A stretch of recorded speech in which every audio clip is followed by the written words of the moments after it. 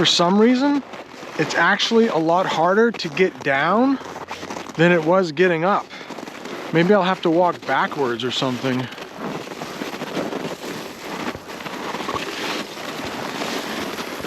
In today's English lesson, you are going to learn at least 18 phrasal verbs and terms we use in English with the word balls. And right off the bat, I want to show you that the wind chill is 20 below zero. So it's cold out here, and we are going to do our best to walk up that hill. But I wanted to show you that it was cold because one of our terms is going to deal with it being cold. But the first term I want to teach you is you gotta have balls. You gotta have balls. We use this term in English when something is hard, and I would say that you gotta have balls to teach an English lesson in the cold like this and trying to go up this hill. If you're a police officer, you gotta have balls to do that job. If you're learning English, you gotta have balls to do that because it's hard. It's hard to learn English. What if you are an astronaut? You know, an astronaut is a person who goes up in space. That's their job. Like, you gotta have balls. You can't be afraid. You have to be brave.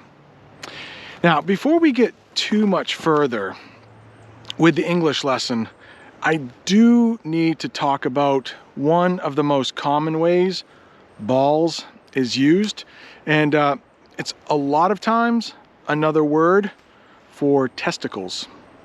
Now, I'm not sure if you know what testicles are, but it's whoa, almost tripped on something. That's what I'm talking about. You gotta have balls to teach English here. Testicles.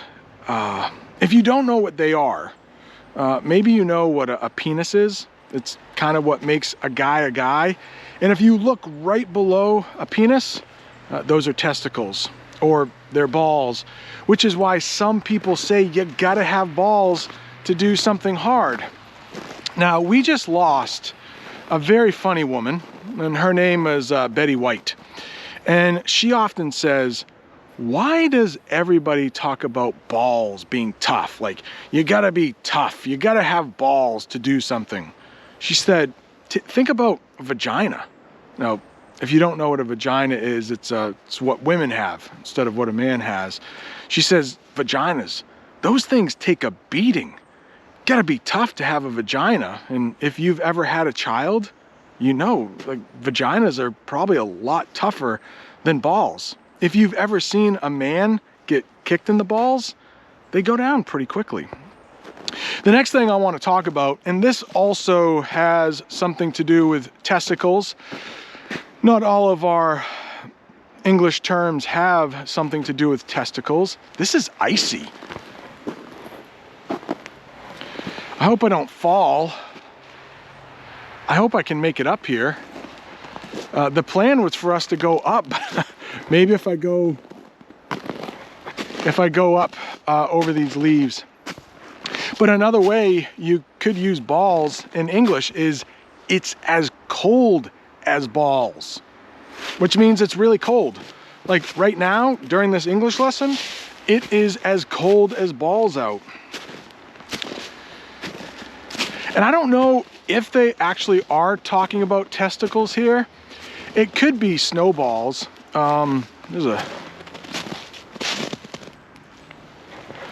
Those are little snowballs, but you can take some snow and crumple it or crush it to make a snowball.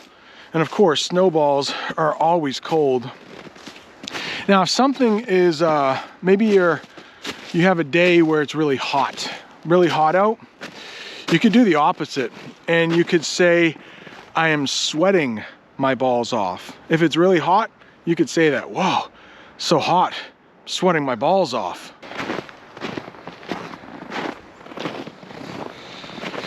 The next way you could use balls in English is to go balls out.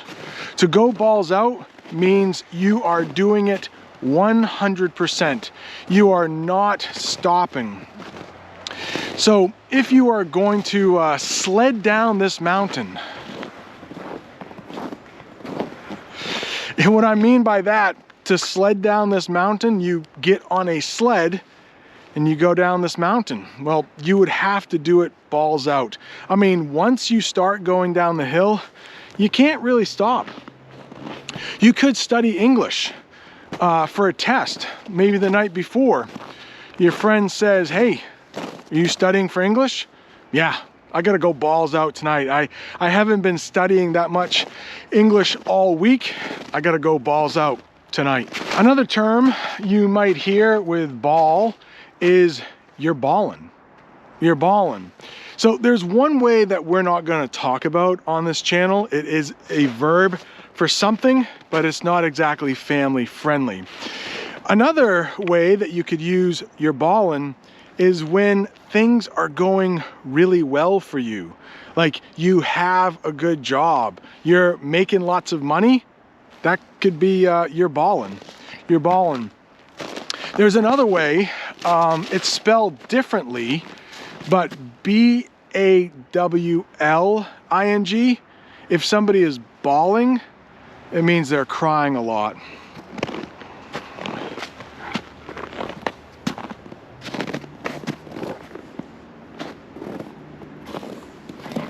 The next term in English I'd like to teach you with ball is actually a phrasal verb, and it's ball up. You could ball up a piece of paper, and that would mean to like crumple it or crush it. Very similar to the way you would make a snowball, but also ball up. You could ball up your fist. If you're getting ready to get into a fight, you might ball up your fist. What if you dropped the ball? I'm gonna get up here, I promise. If you drop the ball, that means you were supposed to do something, but you weren't able to do it, or you forgot about doing it. Let's say you're at work and your boss gives you a project, and maybe it's due on Friday, and you forget about completing your project. When Friday comes around, when it turns out to be Friday, your boss may come to you and say, hey, that project is due. Do you have it? And you might say, oh my gosh, I dropped the ball. I totally forgot about it. You had one job. We sometimes say that when somebody doesn't do what they're supposed to. If they drop the ball, like, you had one job. How could you not do that? Another way we use ball in English is the big blue ball. And that's just another way we say earth, the big blue ball. You might also hear in English blue balls, but again, I'm not going to talk about that on this channel. You'll have to look it up yourself.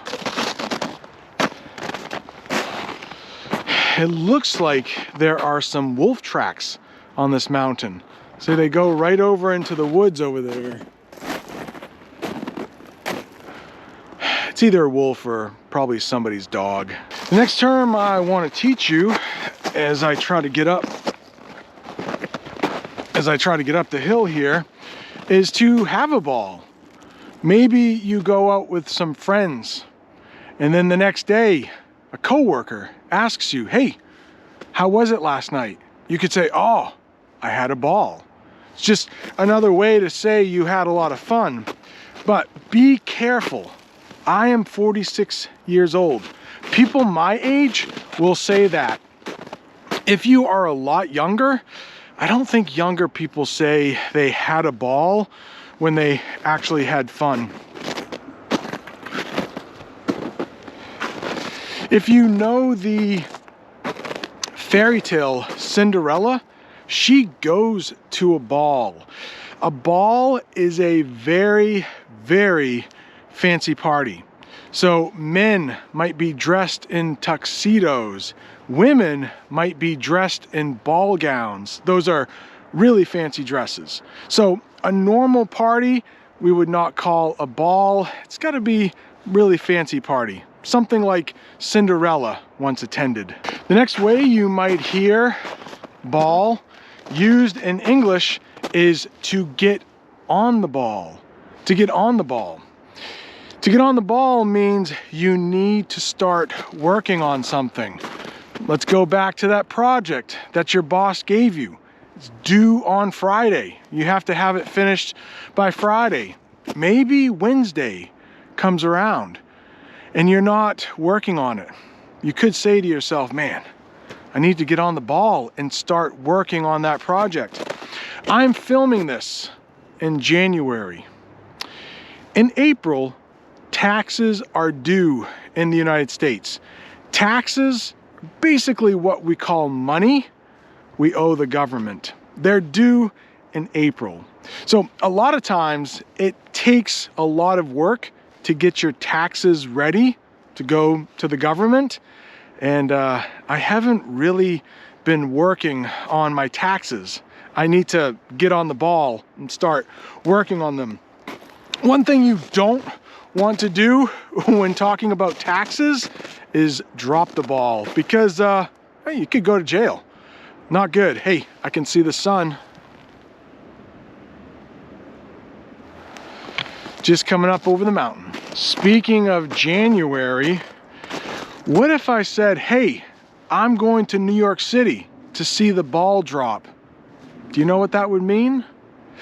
That's what we say on New Year's Eve.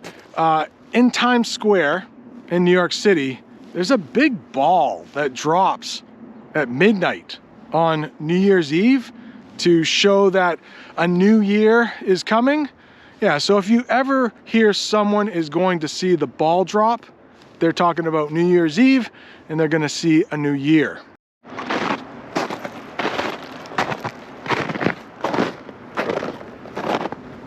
The next term I'd like to teach you, as that sun gets brighter and brighter up here, is they're not going to play ball.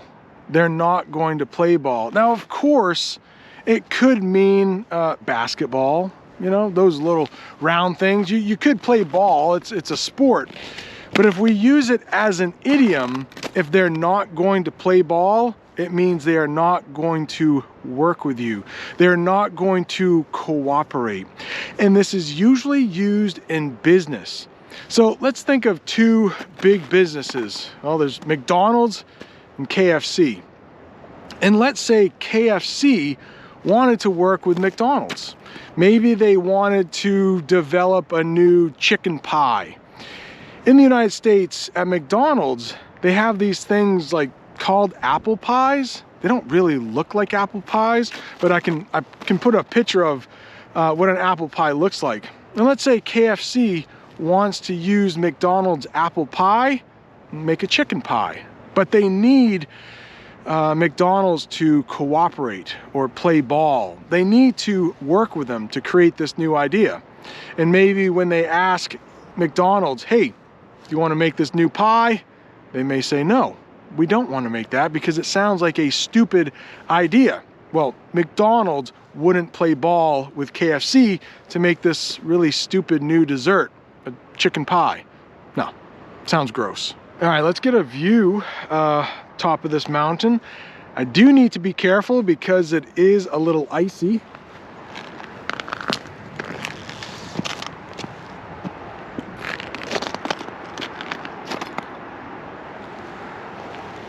Yeah, you can kind of see a little bit of the town up here. Kind of nice. A lot warmer on this side of the mountain than it was coming up. We were in the shadows for most of the way up here. But you know what? The wind is blowing a little bit more up here. I will not stay up here very long.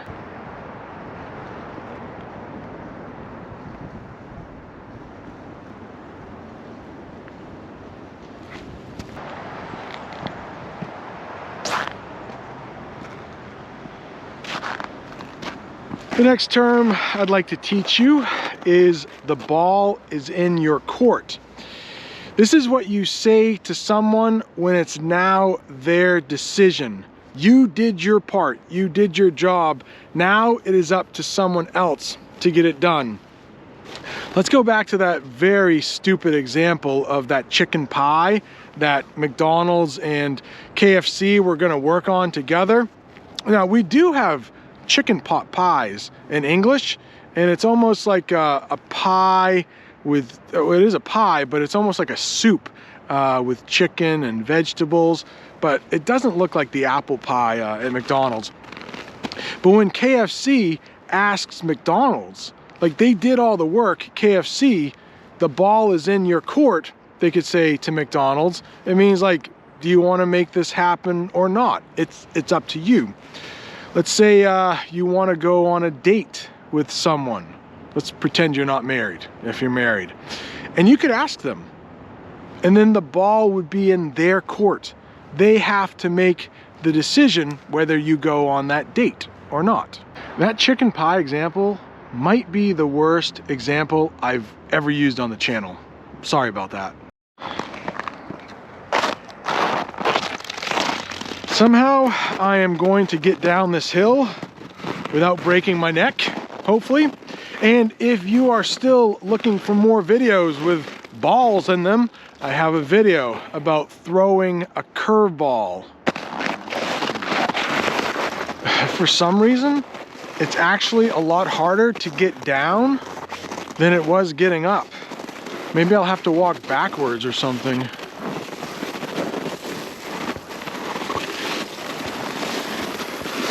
Whoa.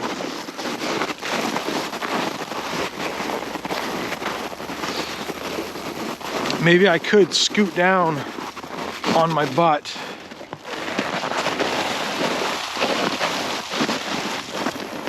Yeah, this is whoa, this is dumb. Okay, hang on. Yeah, I could, as we're in kind of darkness now. Yeah, it's not easy.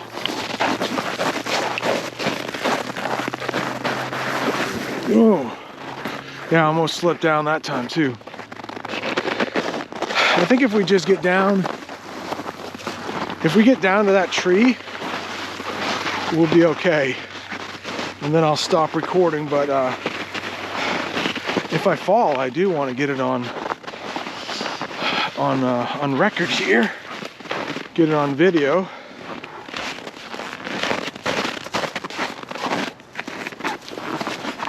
Okay, whoa. Just as I was about to stop recording, I thought we would be in the clear, but maybe not.